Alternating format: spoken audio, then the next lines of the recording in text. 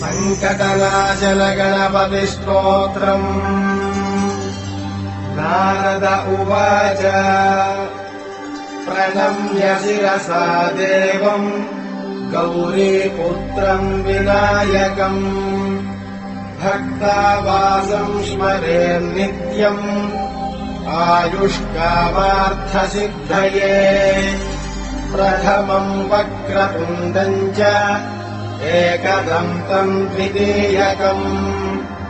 तृतीयम् कृष्णपिङ्गाक्षम् गजवक्त्रम् चतुर्थकम्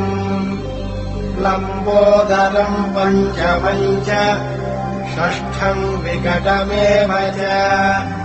सप्तमम् विघ्नराजम् च धूम्रवर्णम् तथाष्टकम् नवमम् फालचन्द्रम् च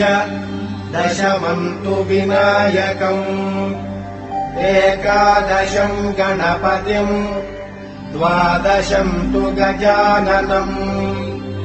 द्वादशैतानि नामानि त्रिसन्ध्यम् यः पठेन्नरः न च विघ्नभयम् तस्य सर्वसिद्धिकरम् परम् विद्यार्थी लभते विद्याम् धनार्थी लभते धनम् पुत्रार्थी लभते पुत्रान् मोक्षार्थी लभते गतिम् जपेद्गणपतिस्तोत्रम् षड्भिर्मासैः फलम् लभेत्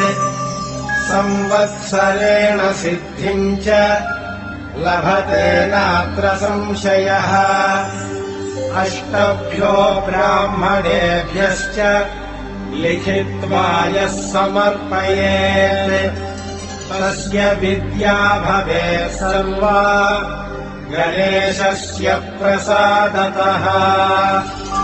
इति श्रीनारदपुराणे सङ्कटनाशनम् नाम